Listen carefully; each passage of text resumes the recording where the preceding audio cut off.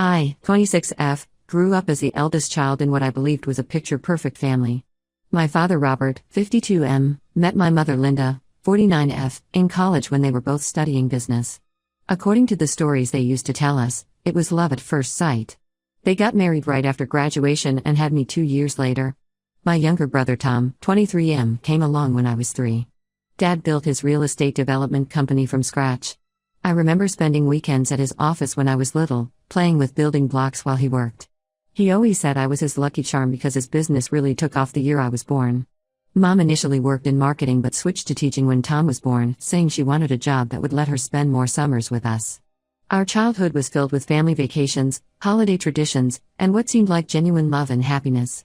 Dad never missed a single one of my dance recitals or Tom's baseball games unless he was away on business. These trips became more frequent as his company grew, sometimes lasting up to 2 weeks, but we never questioned it because his success meant a comfortable life for us. Mom ran a tight ship at home while Dad was away. She made sure we excelled in school, participated in extracurriculars, and grew up with strong values. Dad would always bring back gifts from his trips, usually small things like local candies or souvenirs. Now I realize these were probably guilt gifts. I followed in Dad's footsteps and went to law school, making him proud. He paid for my entire education, saying his daughter would never have to worry about student loans. When I landed a job at a prestigious law firm 2 hours away from our hometown, Dad was ecstatic.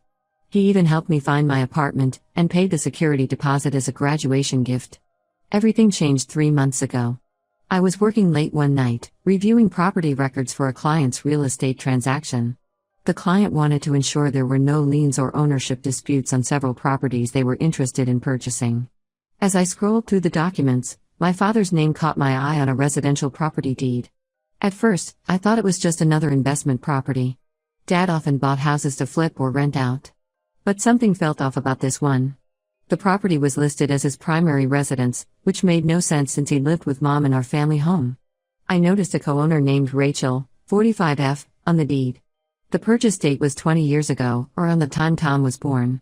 My legal training kicked in, and I started digging deeper. Each new document revealed another piece of an unbelievable puzzle. Dad and Rachel had a joint bank account. Their names were on several other properties together. And then I found it, their marriage certificate, dated just 6 months after Tom's birth. The more I investigated, the sicker I felt. School records showed 3 children, Emma, 19F, Jake, 17M, and Lisa, 15F. Dad had registered all of them using his real name. He had a whole other family living just 2 hours away from us. All those business trips suddenly made horrible sense. I spent days barely eating or sleeping, trying to decide what to do. The ethical part of me knew I should report my misuse of firm resources to access personal information, but the daughter in me was too shocked to think straight. I thought about confronting Dad directly, but years of watching him negotiate business deals made me realize he would just try to talk his way out of it. Finally, I decided Mom needed to know. I made copies of everything, organized it chronologically, and drove home one weekend when Dad was conveniently away on business. Mom was in the garden when I arrived. She'd taken up gardening a few years ago as a hobby. She looked so happy tending to her roses, and I almost lost my courage knowing I was about to shatter her world. I asked her to sit down and told her I had discovered something serious about Dad. Her first reaction was concern for his health. She thought I was going to say he was sick.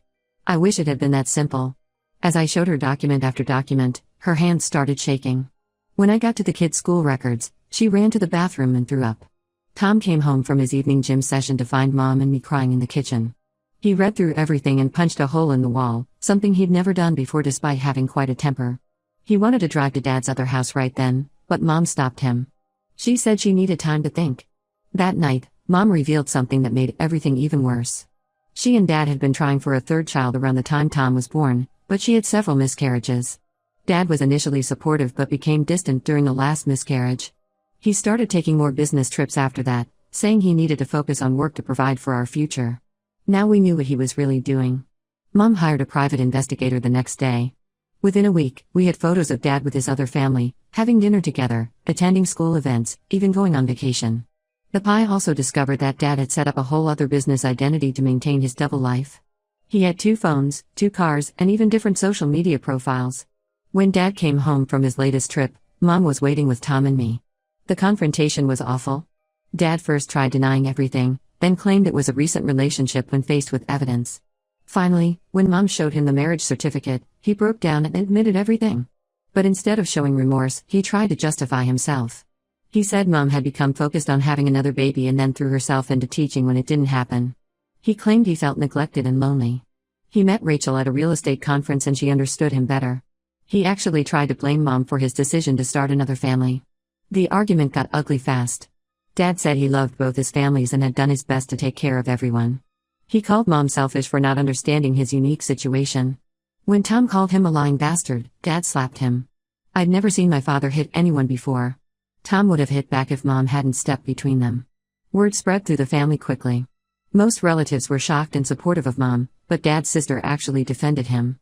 She said men sometimes need more than one family to feel fulfilled and that Mom should have tried harder to keep him happy. My cousins have been posting cryptic social media messages about not judging others' choices. Then came the email from Emma, my half-sister. She got my work email from Dad and sent a lengthy message blaming me for destroying their family. Apparently, Rachel had no idea Dad was still married to Mom. He told her he was divorced when they met. Now both families are falling apart, and Emma claims it's all my fault for not minding my own business. Dad's final message to me was brutal. He said I was dead to him and that he'd never forgive me for ruining everyone's lives. He threatened to report me to my firm and the Bar Association for accessing private records. He said I was just like Mom, too righteous and judgmental to understand that love doesn't follow normal rules. I know exposing the truth was right, but seeing both families in pain is harder than I expected. Mom barely eats and spends hours staring at old family photos. Tom has started drinking more than usual. Rachel's kids are posting horrible things about me online. Dad's parents won't even talk to any of us anymore. Ida for exposing my dad's secret life? Update 1 first, I want to thank everyone for their supportive comments on my original post. Your words helped me stay strong through what happened next, because things have gotten so much more complicated than I could have imagined. Last Wednesday, I was working late at my apartment when someone knocked on my door around 8 p.m. I wasn't expecting anyone, so I checked through the peephole and saw a woman I'd never met before. She kept knocking and finally said, "Sarah, I'm Rachel. We need to talk." My heart started racing because I immediately knew who she was, my father's other wife. Emma had given Rachel my address. I thought about not opening the door, but Rachel looked completely drained and honestly kind of desperate. When I let her in, she wasn't angry like I expected. Instead, she sat down on my couch and started crying. She pulled out a folder stuffed with papers and photos, saying she discovered Dad's lies went far deeper than any of us knew. Rachel showed me their wedding photos.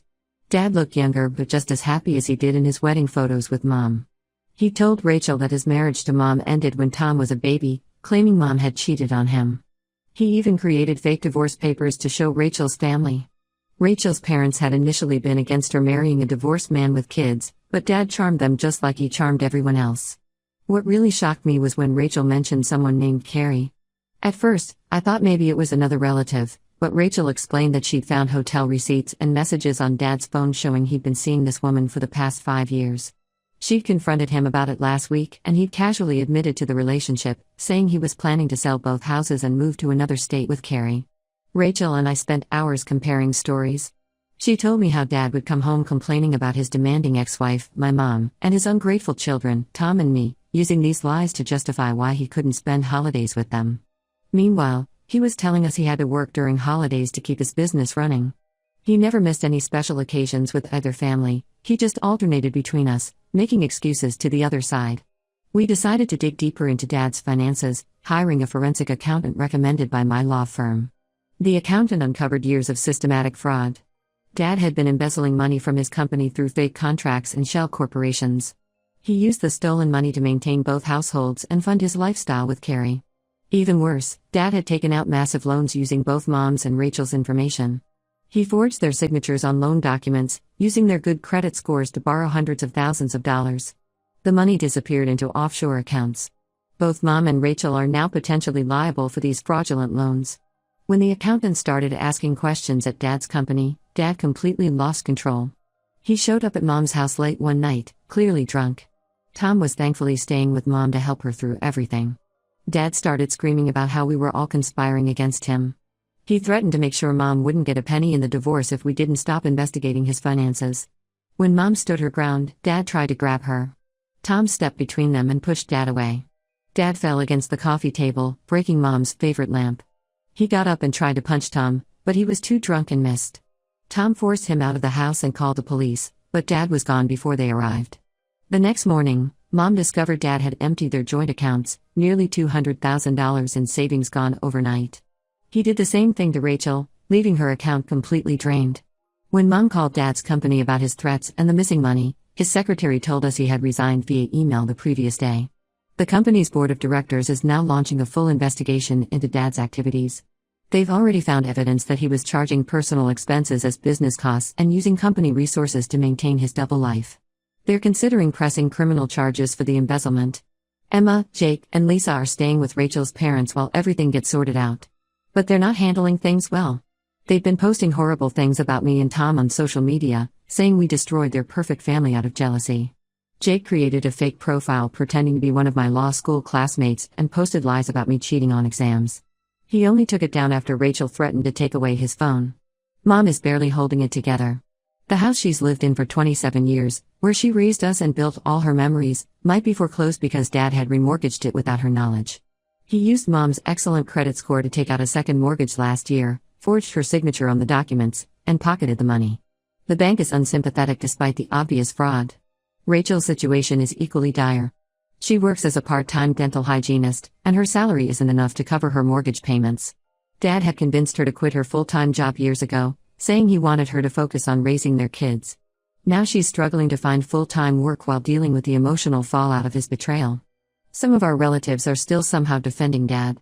His sister called me yesterday, screaming about how I had no right to destroy my father's reputation just because I was jealous of his success. She said I should have spoken to Dad privately instead of getting Mom and that other woman involved. When I tried to explain about the financial fraud, she hung up on me. I don't regret exposing Dad's lies, but watching everyone suffer because of his actions is killing me. Mom cries herself to sleep every night.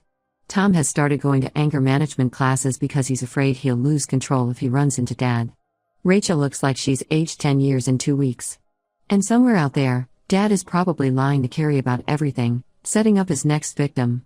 The police are looking for him, but so far, he's managed to disappear completely. Update 2: The situation with my father has spiraled into something far worse than any of us imagined.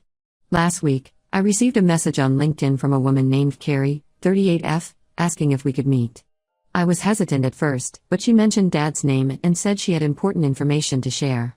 We met at a coffee shop near my office. Carrie was visibly pregnant, about 7 months along. She worked as a senior investment advisor at one of Dad's client companies. According to her, they met at a property development conference 5 years ago. Dad introduced himself as a recently divorced businessman looking to start fresh.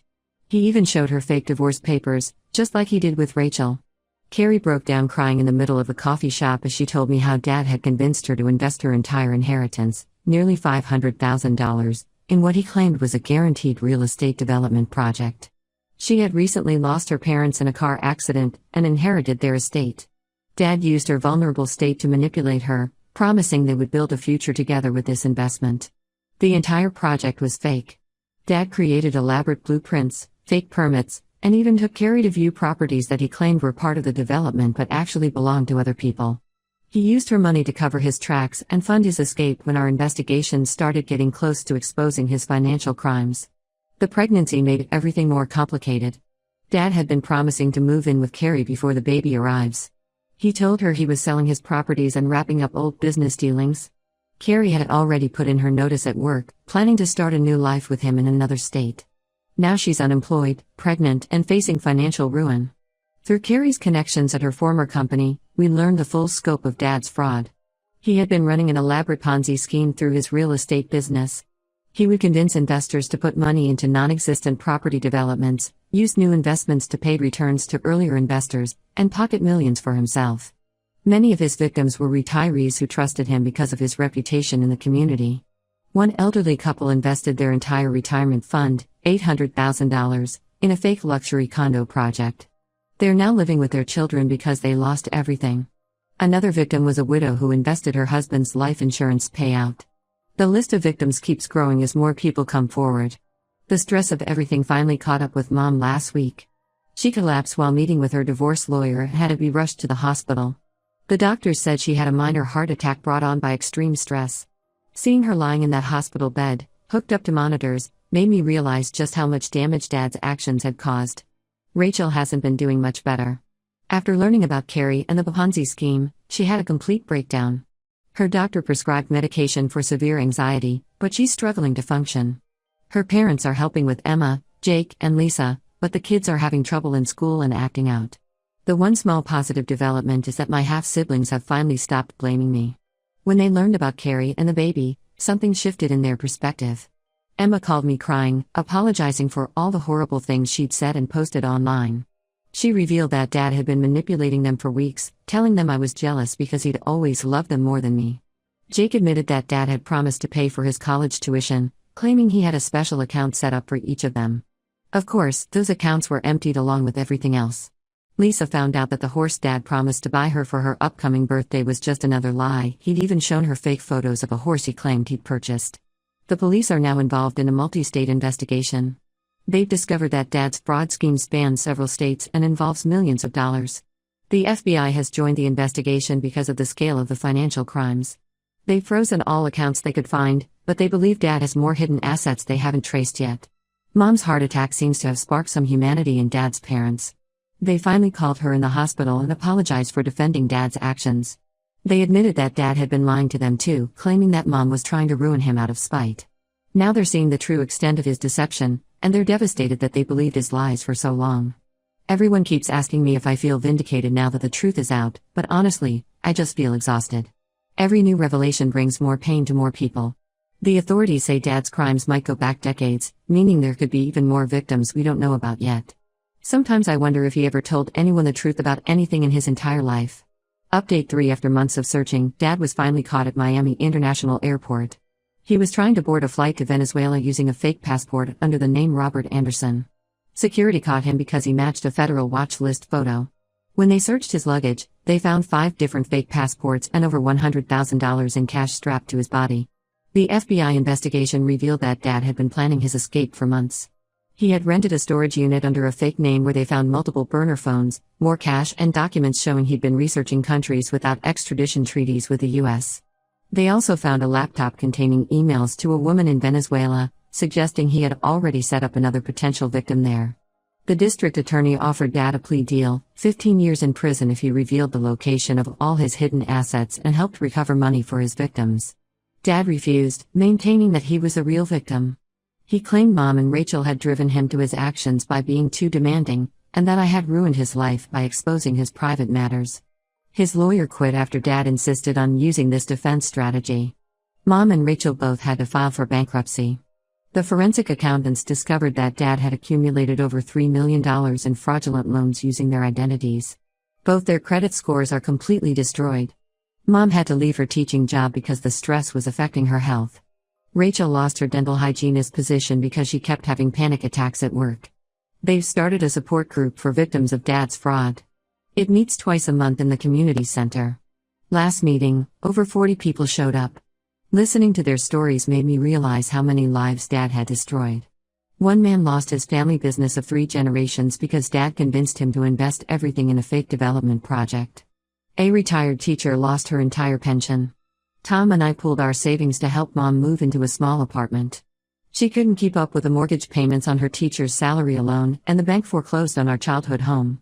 I'm looking for a higher paying job, possibly in corporate law, to help with her medical bills. Tom dropped out of college temporarily to work full-time at a construction company. My half-siblings are adapting to their new reality slowly. Emma took a gap year from college to work at a local coffee shop and help Rachel with expenses. Jake and Lisa had to transfer to public school because Rachel can't afford the private school fees anymore. They're struggling to fit in, but at least they've stopped blaming me for everything. The most unexpected development came from Dad's parents. After years of enabling his behavior, they finally acknowledged the damage he caused. They sold their vacation home to help pay for Mom's medical bills and are trying to maintain relationships with all their grandchildren. They even invited Rachel and her kids to Sunday dinners. Carrie had her baby last week, a little boy. She named him James, not Robert like Dad wanted. She's joined the victim support group and is working with the FBI to help trace Dad's financial transactions. She's also filing for sole custody to make sure Dad can't claim any parental rights from prison. I still struggle with guilt sometimes, not for exposing Dad but for not figuring it out sooner.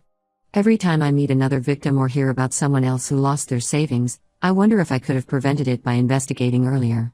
The therapist at the victim support group says these feelings are normal but unproductive. The prosecutor says Dad's trial will likely start next month. They have mountains of evidence, falsified documents, forged signatures, fake business records, and testimony from over 50 victims. He's facing multiple federal charges of fraud, embezzlement, identity theft, and money laundering. If convicted on all counts, he could spend the rest of his life in prison.